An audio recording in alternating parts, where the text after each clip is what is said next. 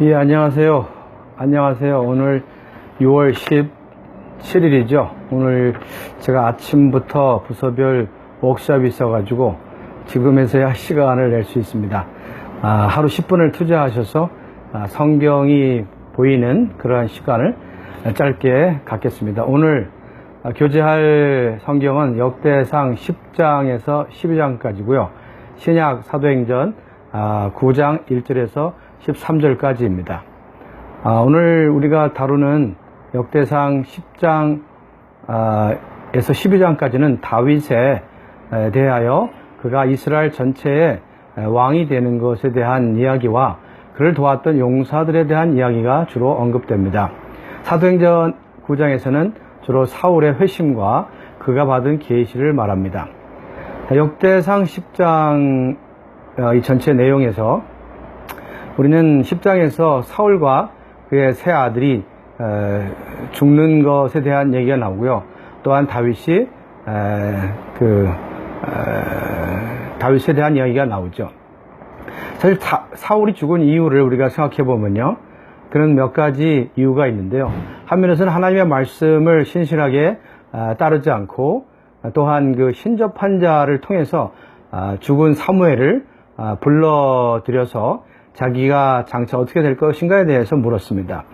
사실 사울의 이러한 나라가 빼앗기고 이렇게 된 원인은 여러 가지 있겠지만, 그가 하나님에게 묻지 않고 신접한 자에게 이렇게 귀신을 불러내는 그러한 영혼을 불러내는 그러한 자이죠.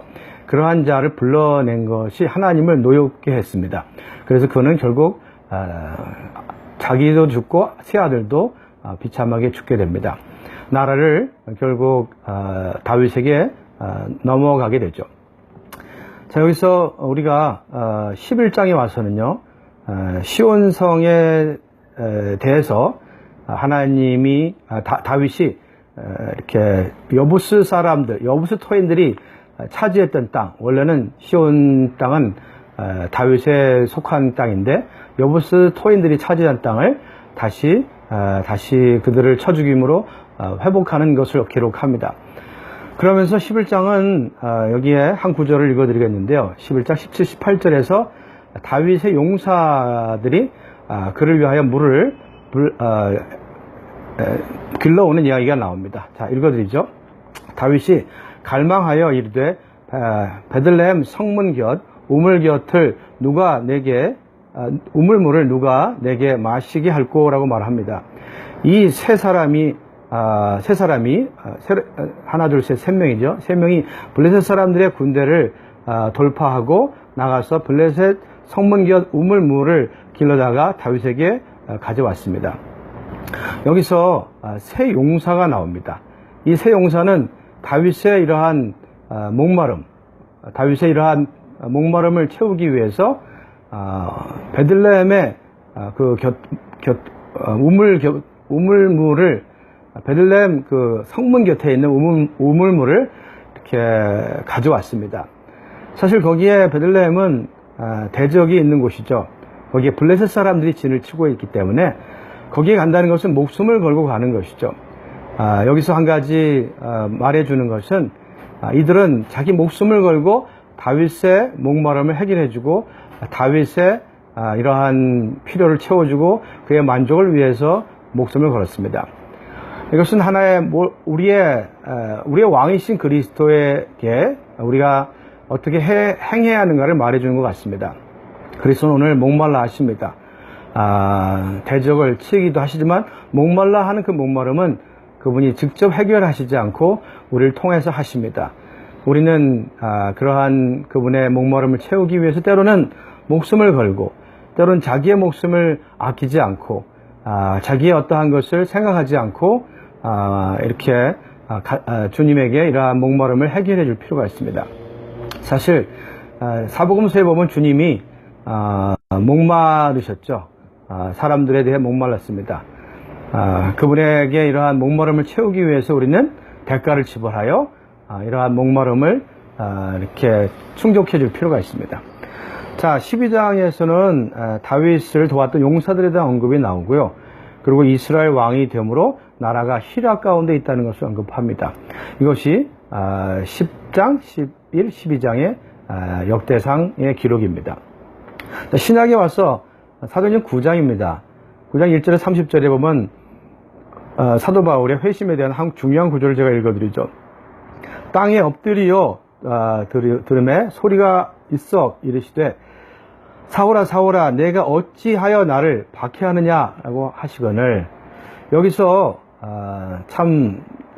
사도 바울은 사울이었을 때 이 땅에 있는 믿는 이들을 박해했습니다.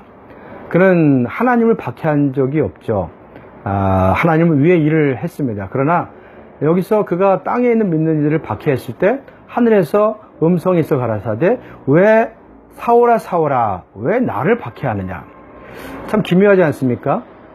사울은 하늘에 계신 어떤 음성을 듣고 자기를 박해했다는 말을 들었습니다.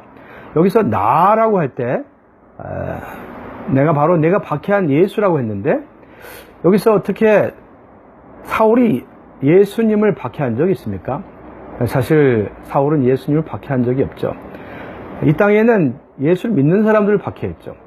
근데 왜 하늘에서 왜 나를 박해하느냐고 말했을까요? 이것은 나중에 사도 바울이 받은 교회에 대한 계시와 관련이 있습니다. 여기서의 나는 승천하신 예수님을 가리키는 것이 아니라, 여기서의 나는 바로 이 땅에 있는 믿는 이들과 부활하신 그리스도와의 연합된 단체적인 나를 얘기합니다. 오늘날 그리스도는 하늘에 계시지만 또한 이 땅에 있는 믿는 이들 그분의 몸과 하나 되었습니다.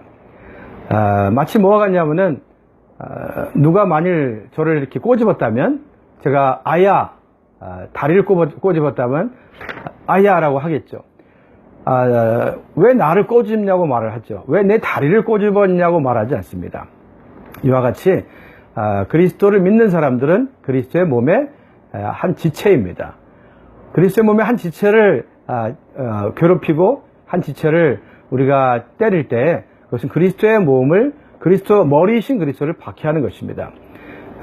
여기서 우리는 한 가지 중요한 계시를 볼 필요가 있습니다. 오늘 이 땅에 있는 믿는 이들은 그리스도와 머리이신 그리스도와 떨어진 어떤 관계가 아니라 하나라는 것입니다. 그리스도는 머리이고 이 땅에 믿는 이들은 그분의 교회요, 그분의 몸입니다. 우리는 머리와 몸이 하나이듯이 그리스도와 우리는 하나입니다. 이 땅에는 믿는 이들을 박해하는 것이 곧 머리이신 예수님을 박해하는 것입니다. 이 계시가 결국 사도 바울의 나중에 사역의 중요한 계시가 되었죠.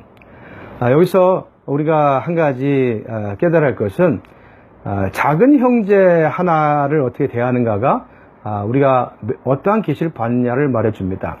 우리는 한 형제를 대할 때 그리스도를 대하듯이 대해야 합니다. 결국 이러한 사도 바울의 계시가 그로 하여금 이방인들을 향하여 복음을 전하는 하나의 택한 그릇이 되어서 많은 유대인들과 많은 사람들을 그리스도 안으로 몸 안으로 이끄는 하나의 계기가 되었습니다. 사도 바울의 이러한 계시는 다만 구원의 역사를, 그의 회심을 말하는 것이 아니라 그가 받은 계시, 이 땅에 있는 믿는 이들과 하늘에 있는 머리이신 그리스도와 하나라는 이 계시를 보았습니다. 오늘도 우리가 이러한 계시 안에 살기 원합니다. 내일 또 뵙겠습니다. 감사합니다.